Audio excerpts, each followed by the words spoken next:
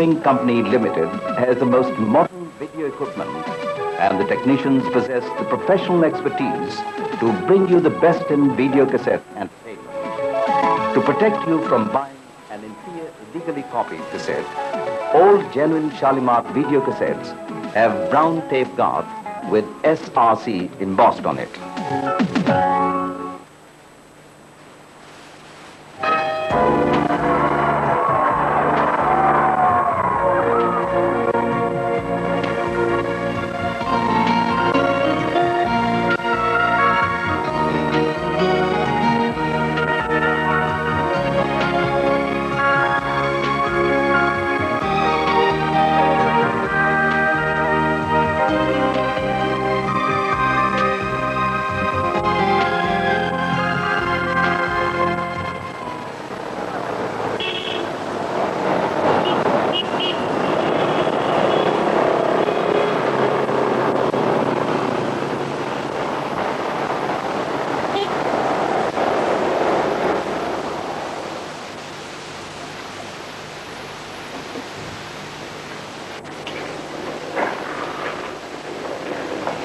Madam ji, अभी तक आपने चाय नहीं पी जी?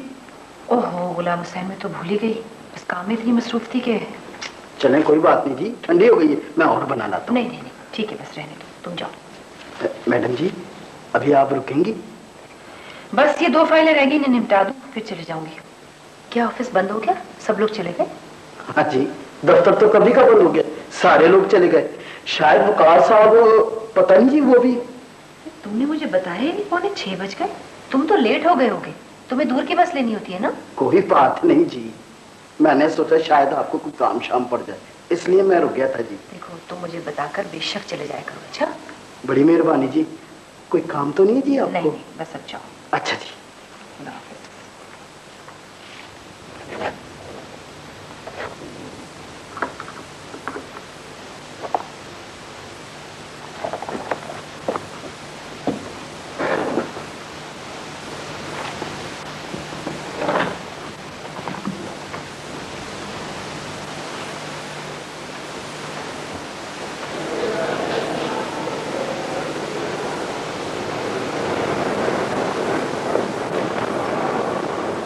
सर वालेकुम सलाम। तुम अभी गई नहीं? ओ जी मैडम जी रुक गई जी। मैंने क्या कोई काम शाम हो, मैं भी रुक गया जी। उस्मा अभी तक गई नहीं? सर जी मैंने अर्ज किया ना, मैं उन्हीं के लिए रुक गया था जी। अच्छा तुम जाओ। बेहतर जी, सलाम अलैकुम।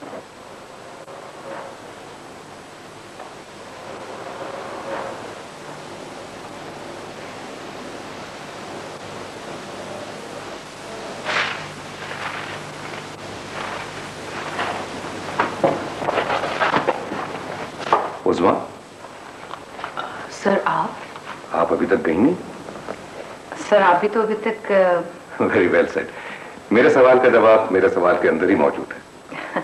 सर किसी ने क्या खूब कहा है कि हर सवाल के अंदर उसका जवाब मौजूद होता है। वेरी करेक्ट, सिर्फ जवाब ढूंढना पड़ता है।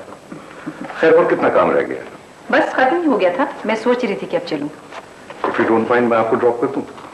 सर मेरे माइंड करने की तो कोई बात नहीं, मेरा ख्याल है आप माइंड करेंगे। वो कैसे? दरअसल मैंने मकान बदल लिया है, अब आपकी और मेरी डायरेक्शन बिल्कुल मुख्तलिफ हो जाएगी। अगर ये जुमानी जुमला नहीं है तो मुख्तलिफ डायरेक्शन से कोई फर्क नहीं पड़ता। ड्राइवर ने सिर्फ दूसरी तरफ स्टीयरिंग घुमाना होता है। सर मैं आपको तकलीफ नहीं देना चाहती। कोई बात नहीं, मैं चली जाऊंगी। Thank you. ऑफिस की गाड़ियां भी जा चुकी हैं और कन्वेंस भी मुश्किल से मिलेगी। मुश्किल से ही मिलेगी ना, मिल तो जाएगी। चले, मैं आपको मजबूर नहीं करता। अच्छा चले, मैं चलती हूँ आपके साथ। आइए।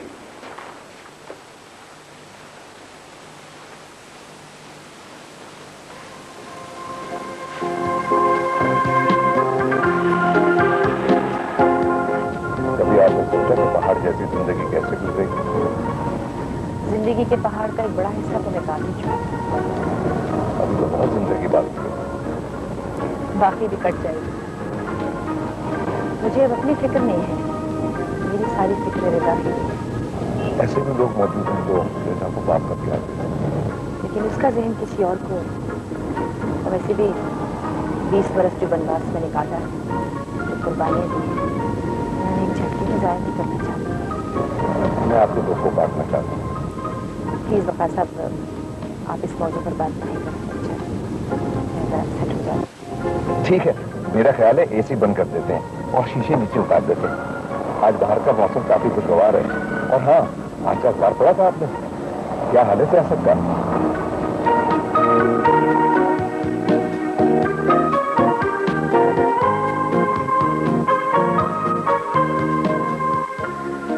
तो ये है आपका नया घर? जी सर, अभी तो सेटिंग हो रही है। घर क्यों बदला? वकार साहब, मुसाफिरों के ठिकाने तो बदलते ही रहते हैं। खूब। फोन है यहाँ पर? नहीं, फोन नहीं है। चलें, दफ्तर के कोटे में लग ही जाएगा। लग जाएगा तो ठीक है, मुझे कोई खास जल्दी नहीं है। आप आइए, चाय पीजिए। अभी तो मैं जल्दी में हूँ, फिर कभी से। चलिए ठीक है, थैंक यू वेरी मच, शुक्रिया।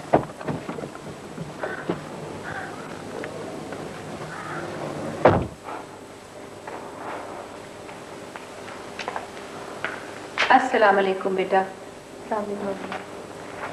सॉरी, आज कुछ देर हो गई। कुछ नहीं अम्मी, काफी देर हो गई है। हाँ भाई, मुलाजमत तो फिर मुलाजमत ही होती है ना। इतने काम बिखरे हुए थे, उन्हें भी तो समेटना जरूरी था। जी अम्मी, मुलाजमत फिर मुलाजमत होती है, और बिखरे कामों को समेटना जरूरी होता है। अरे, तुमने तो माशाल्लाह काफी सेटिंग कर ली। जी, वो मैं कॉलेज से जल्दी आ गई थी, जब से सेटिंग में ही मसरूफ हूँ। अच्छा, मैं चेंज करके आती हूँ, फिर मैं भी तुम्हारी मदद कराती हूँ, ठीक है?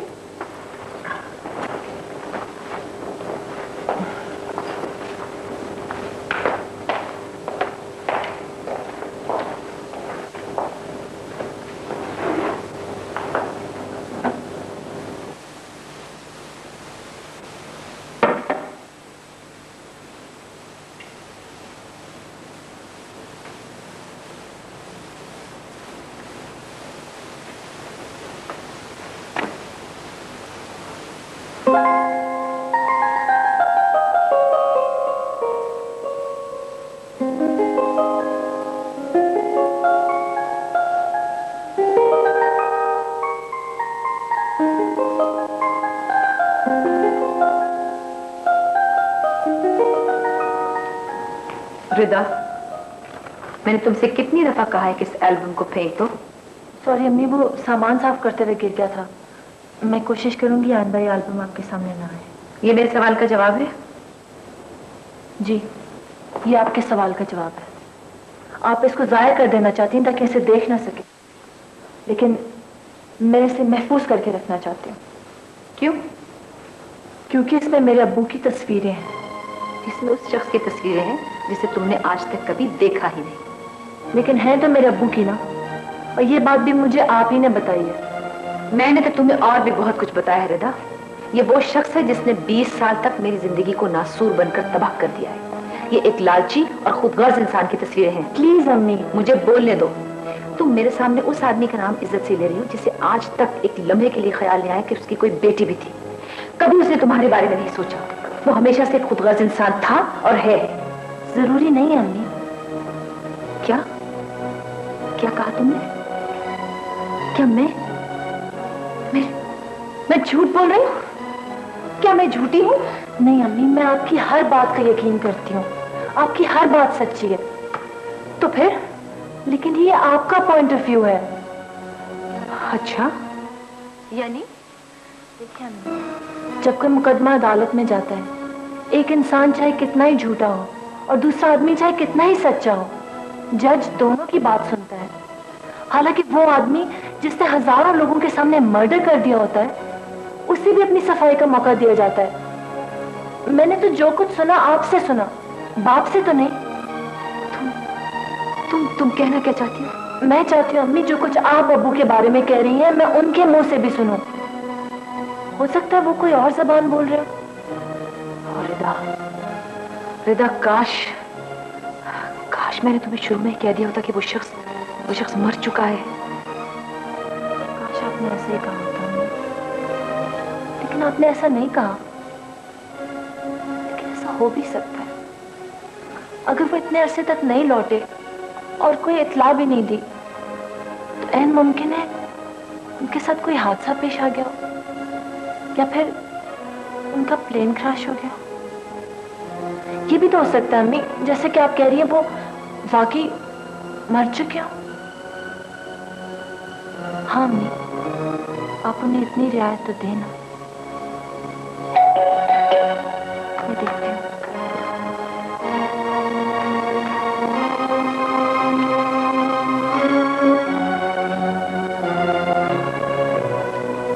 अम्मी वो इलेक्ट्रिशियन आया है।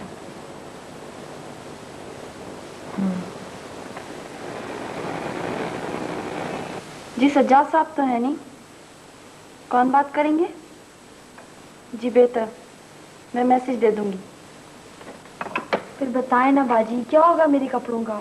कहाँ ना हो जाएगा, मैं फिर उसे रिमाइंड करा दूंगी, तुम्हारे फंक्शन से पहले वो तैयार करके दे देगा। थैंक यू बाजी। अच्छा अब मैं चलती हूँ, बाय।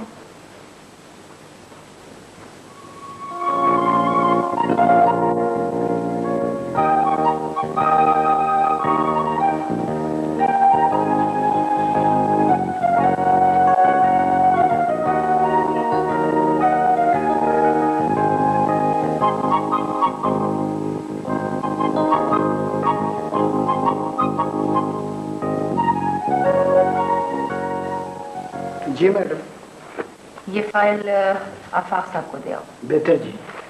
और चाय नहीं बनी आज? नहीं जी, चाय तो मैं लाया था, पर आप वकार साहब के ऑफिस में थी, मैंने सोचा ठंडी हो जाएगी, मैं वापस ले गया जी। अब ले आऊं जी? नहीं नहीं, ऐसा करो कि गिलास पानी और सर दर्द की 2 गोलियां ले आओ, मेरे सर में बहुत दर्द है आज। चाय भी लेके आता हूँ जी।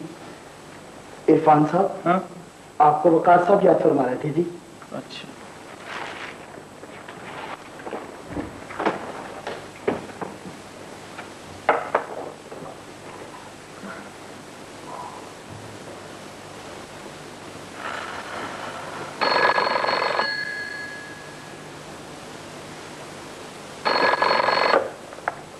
हेलो हेलो जी जी, मैं बोल रही हूँ जी, सुन भी रही हूँ मैं।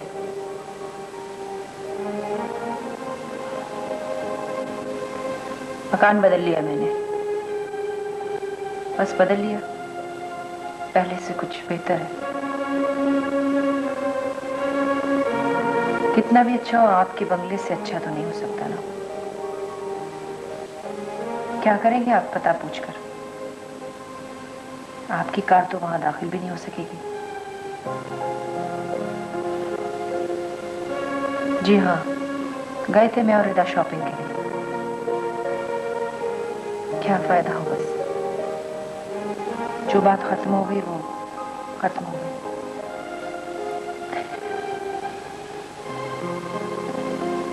बस आप मुझे मेरे हाल पे छोड़ दें। रहने दें आप मुझे ऐसे ही।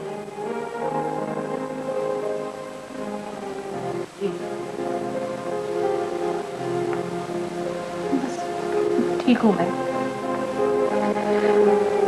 खुदा।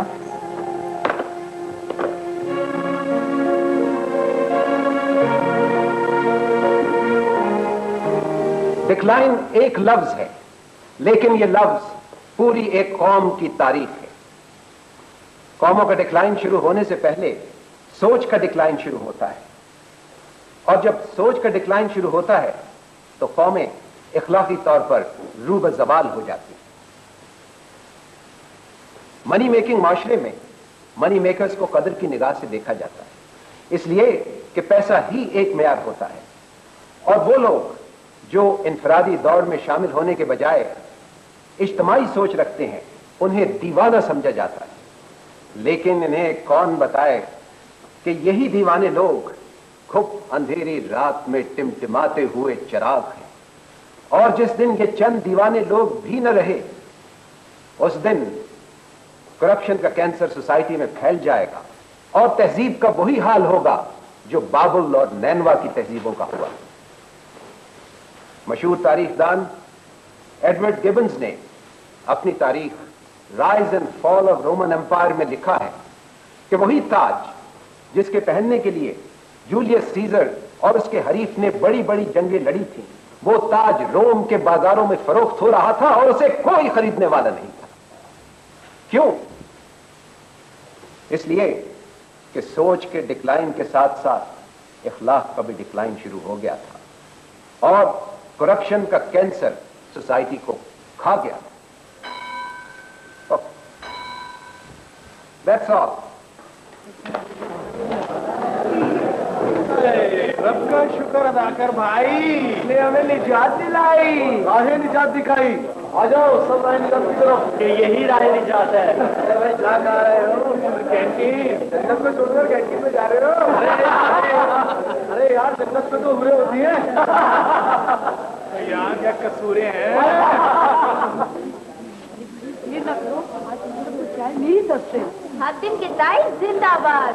हातिम के ताई का क्या होगा?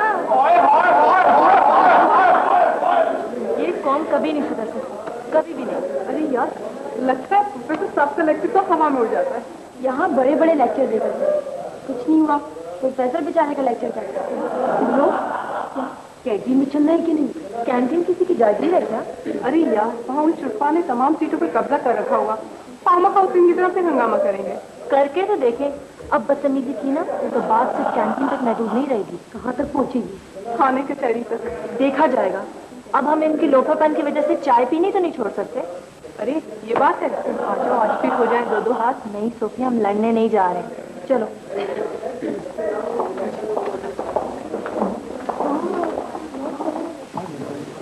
खरामा खरामा मोतर मोतर नसीम आ रही है कि वो आ रहे हैं। अरे यार बहुत बेसुरे हो तुम, तरन्नुम से मत पढ़ा करो। और फिर मौसूफ उर्दू अदब के स्टूडेंट हैं, लेकिन फिर भी इनको तस्कीर और तानीस की तमीज नहीं हो सकी। नसीम आ रही है कि वो आ रही है? अबे वो आ रहे हैं नहीं। ये बताओ अच्छा प्रोग्राम क्या है? प्रोग्राम ये है कि लोगों का हमारे बारे में बहुत बैड इंप्रेशन है। तो ऐसा सर तो मज़ीद तकलीफ पहुँचानी है या फिर यहीं खत्म करना है? यार वो कैसे यार? मैं बताता हूँ, एक प्रोग्राम है मेरे पास। अच्छा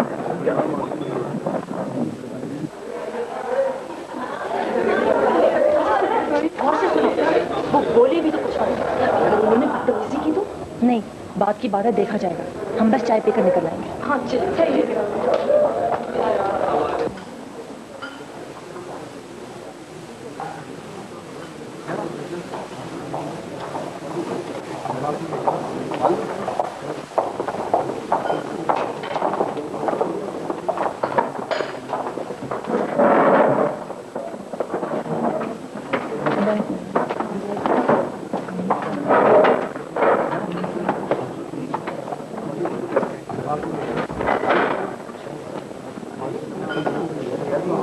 जी बीबी जी।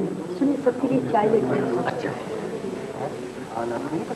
ये किस्सा क्या है? लगता है ये लोग शायद आज यौम शराफत मना रहे हैं। नहीं ना, आज मेरी सालगिरह है। तो फिर ये कि आज हम लोग यौम शराफत मना रहे हैं। इनका असल नाम शराफत ही तो है। देखा है इन्होंने, और जैसा कि आप जानती हैं कि मैं शराफत का बेहतरीन नमूना भी हूँ। आप शराफत का नमूना है या नहीं, लेकिन नमूना जरूर है। देखिए अब आप शराफत से नाजायज फायदा उठा रही हैं। क्या नाम है आपका मिस? छम छम छम छमाती।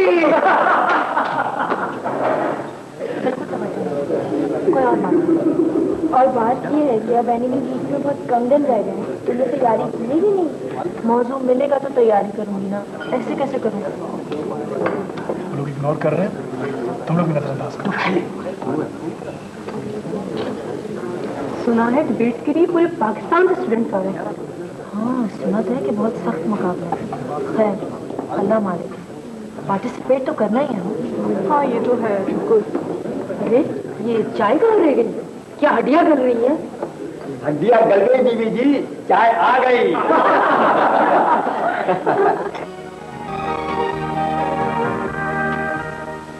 प्लीज एक मिनट होल्ड करें।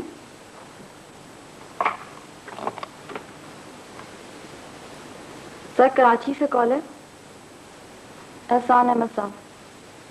Light sir. हेलो। अरे भाई, न सलाम न दुआ और लहजे में इतना गुस्सा। भाई हमारा सलाम तो कबूल करो। वालेकुम अस्सलाम। फरमाइए, कैसे याद किया? भाई आदमी आदमी है, ताल्लुकात कितने ही कशीदा सही, कभी न कभी साबका तो पड़ सकता है। टू द पॉइंट बात करें mister Ehsan. Okay okay, I am coming to the point. आपको जापान से इत्तला तो मिल चुकी होगी। कैसी इत्तला? आप जानते हैं सज्जाद अली, आपने बहुत जल्दबाजी कर डाली। भाई खुल के बात करें। आप जानते हैं कि एक अरसे से हम इस कंसाइनमेंट के लिए कोशिश कर रहे थे। मेरा करोड़ों रुपए इस पर लग चुका था। आपने बीच में टांग अड़ा के अच्छा नहीं किया। अब तो टांग अड़ गई। बहुत नुकसान उठाओगे तुम। बड़े घाटे का सौदा किया है तुमने। धमकी दे रहे हो? मैंने फोन धमकी देने के लिए नहीं किया है, एक ऑफर दे रहा हूं तुम्हें। कैसी ऑफर?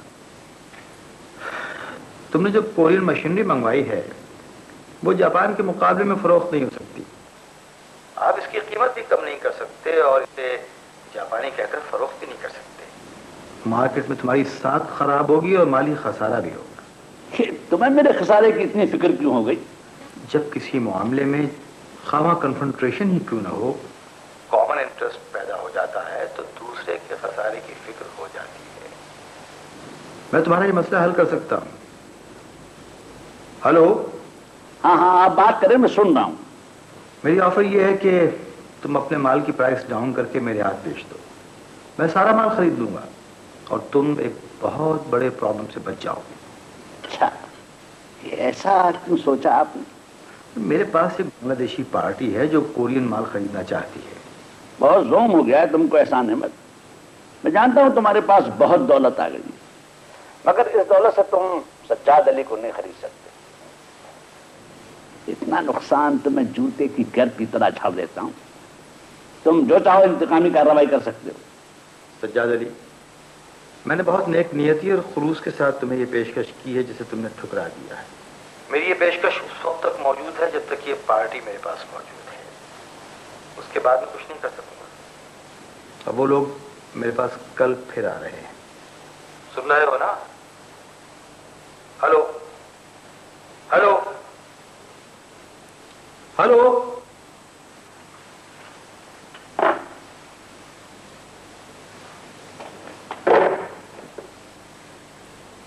इस शख्स में फ्लेक्सिबिलिटी कभी नहीं आएगी। जी सर।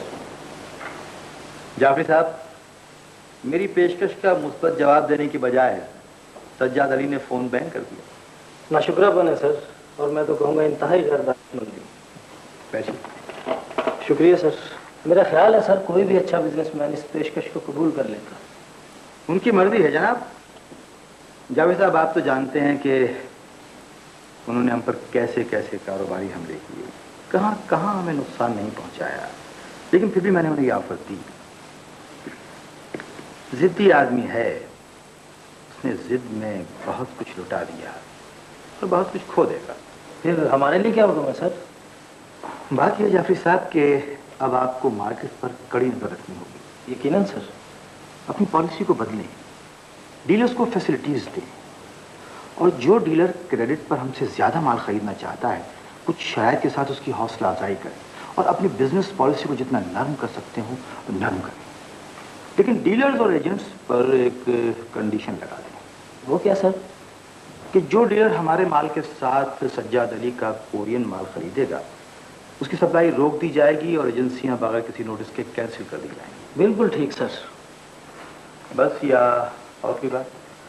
सर वो शहाब साहब बहुत नाराज थे। हाँ ठीक है, शहाब से मैं बात कर लूँगा। लेकिन फिलहाल मैंने जो कुछ कहा है इन हालात में उन पर अमल करना बहुत ज़रूरी है। शहाब से मशवरा कर लीजिएगा और be careful. Right sir. Thank you.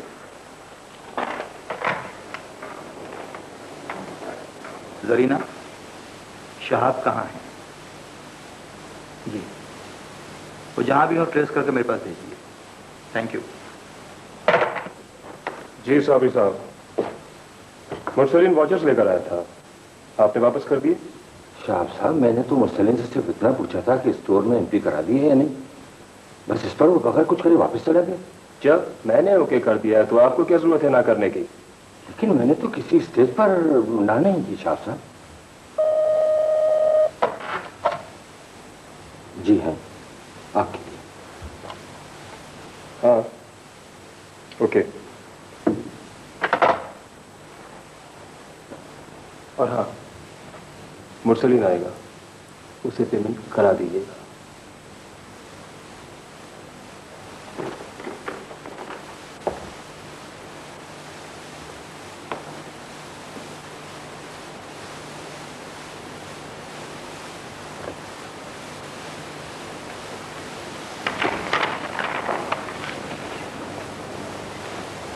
जी भैया। आओ आओ शाह, खैरियत तो है?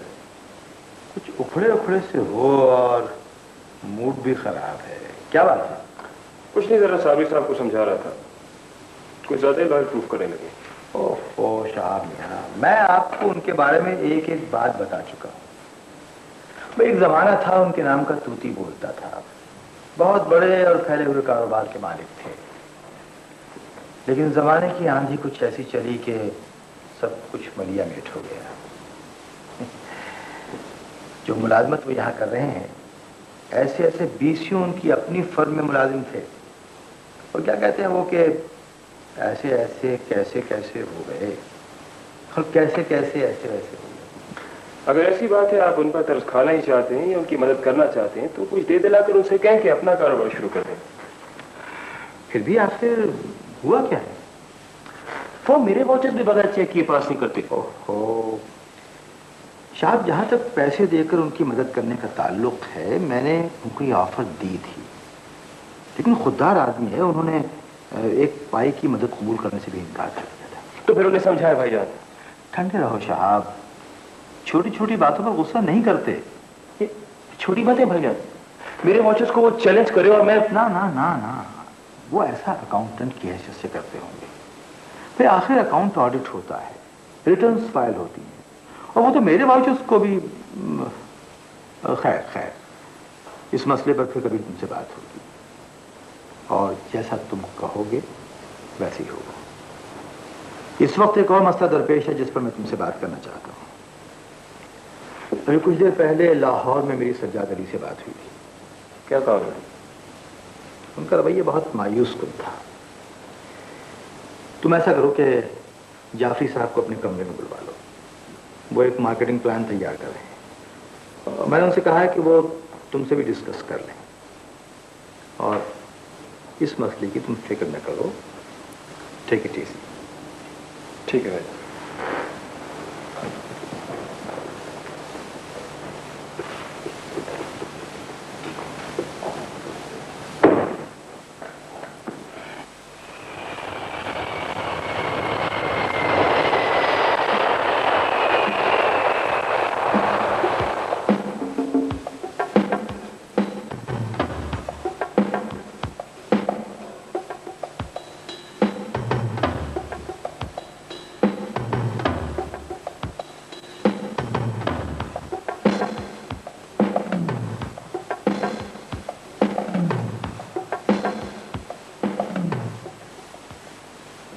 जनाबे वाला, हमारे कुछ खुद साख्ता दानिश्वरों ने औरत को नाक़िसुल अक्ल करार दिया है, लेकिन मेरी दानिश में ऐसा करके उन्होंने औरत की तस्दीक नहीं की, बल्कि अपने वजूद, अपने इल्म-ओ-दानिश और अपने इदराक की नफी कर दी, इसलिए कि ये बात कहते हुए वो भूल गए कि उनको जन्म देने वाली औरत ही है।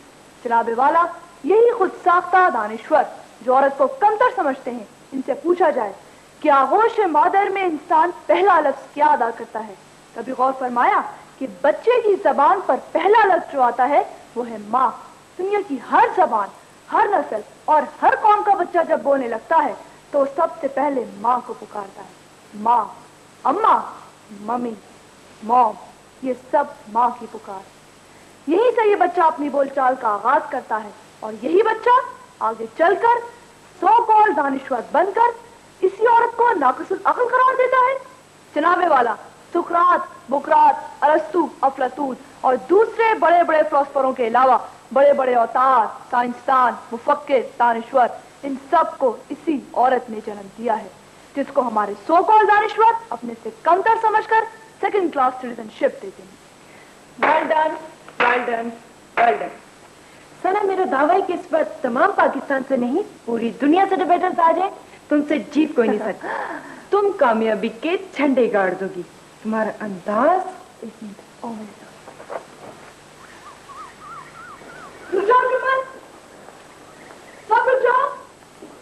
इधर मुड़ो मेरी तरफ सब।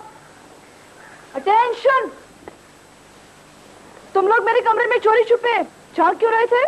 नहीं जी, वो तो हम तो नहीं माल से जी। मैं झूठ पर कभी माफ नहीं कर सकती। बोलो जुम्मन। वो जी मैं किचन से निकला तो मैंने देखा सब देख रहे, तो मैं भी। सब देख रहे हैं, मैं भी देख लूं। हाँ वैसे जी आप तकरीर बहुत अच्छी करती हैं। ठीक है, तारीफ का शुक्रिया, मगर चोरी छुपे झांकने की सजा मिलेगी। मीठे में क्या बनाया है? गाजर का हलवा जी। गुड, यूं करो। अभी लेके आया जी। नहीं ठहरो, इन सबको ले जाओ किचन में और तुम भी जाओ। गाजर के हलवे के 2-2 चमचे और 2-2 चमचे पिसी हुई मिर्च की मिला के इन सबको खिलाओ और खुद तुम भी खाओ। जी बिल्कुल जी। है जी। और सुनो, कोई चालाकी नहीं चलेगी। मैं अभी अंदर आ गए तो सबका हलवा चखूंगी और अगर तुमने किसी से रूरत बरती ना तो 10 के 10 चम्मच मिर्च तुम्हारे मुंह में जबरदस्ती डाल दूंगी। अब जाओ अंदर। चलो भाई। और सुनो तकरीर है, आप भी तो सुन रहे थे। यार सना, मुझे नहीं पता था क्या कि तुम्हें इंतकामी मिजाज भी रखती है। मैं दरअसल अपने जहन पर किसी किस्म का बोझ रखने की आदी नहीं हूँ। शायद तुम्हारे अब्बू आ गए। सिर्फ मेरे अब्बू नहीं, मुझे खदशा है कि साबरी अंकल भी साथ आए हैं।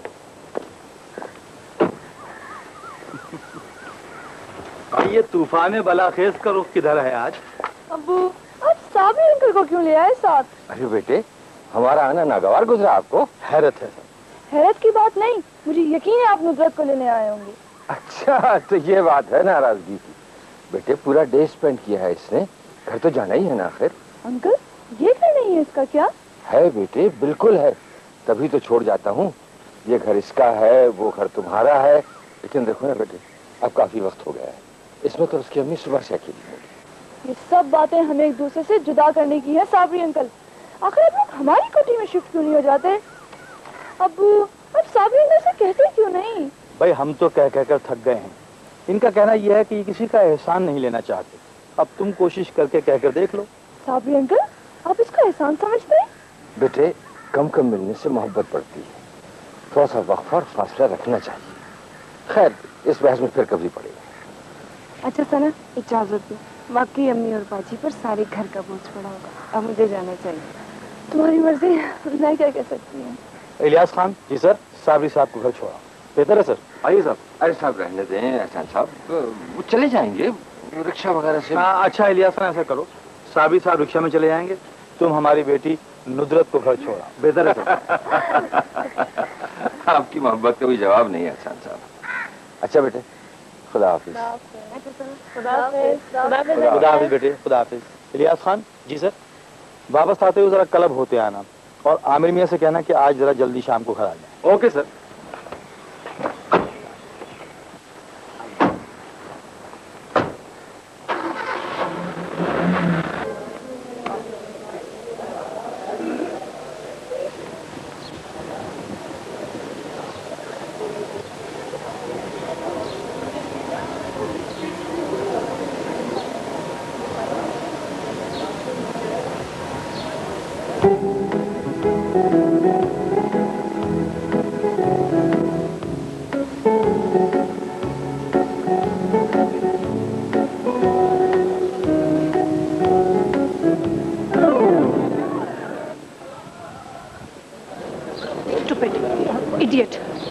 सुनो Shaila, don't spare him.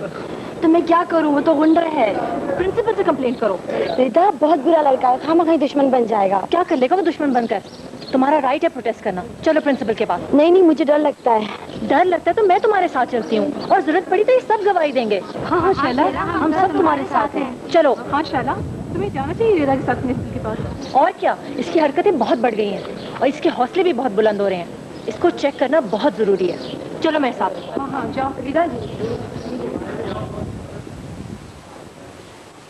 Jameel, ये जो मैंने नंबर दिया है ये चौधरी दिलावर का है। हाँ हाँ, वही जो मेंबर हैं। अगर ट्रेस हो तो मेरी बात कराओ। टोनी, क्या नाम है तुम्हारा? तनवीर हुसैन।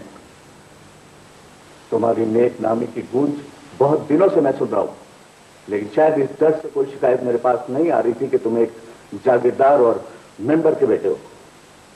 आज तुम मेरे शकंजे में हो। मिलाओ।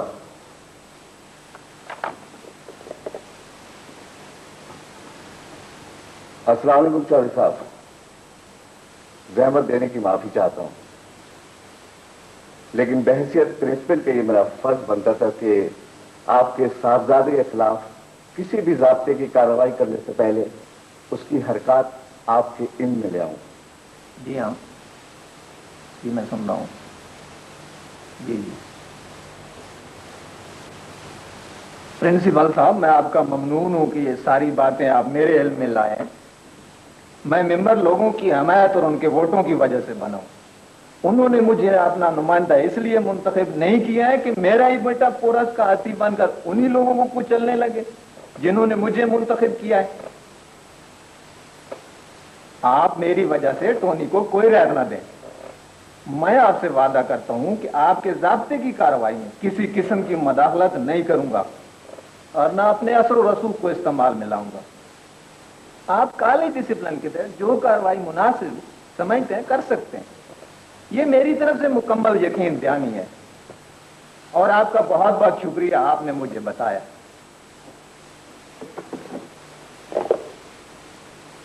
मैं तुम्हारे खिलाफ सख्त से सख्त कार्रवाई भी कर सकता था, लेकिन शायद तुम जान भी गए होगे कि तुम्हारे बाप की राय तुम्हारे बारे में क्या है।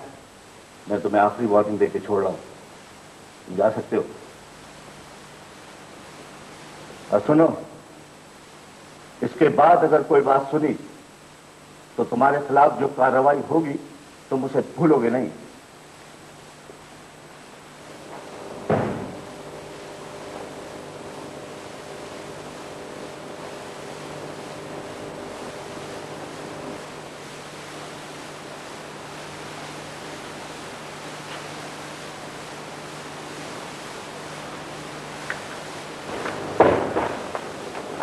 रिदा, बेटे आज बहुत देर कर दी।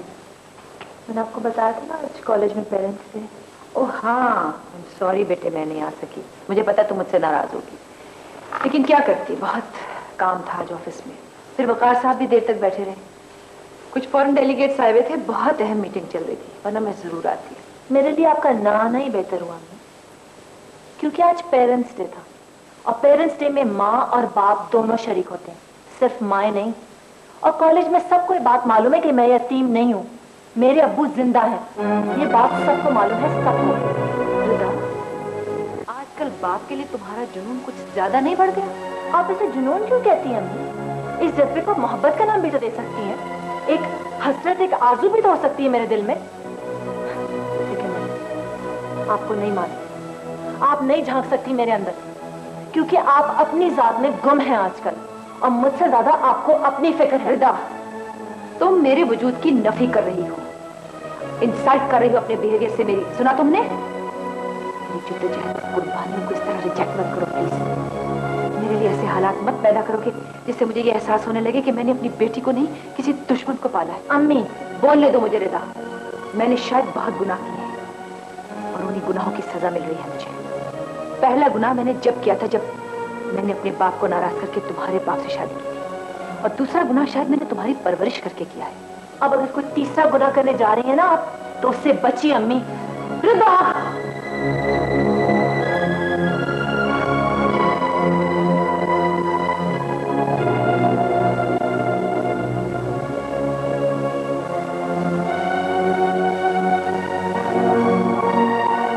शायद तुम मेरी डैडी से खुद मिल क्यों नहीं लेते एक दफा?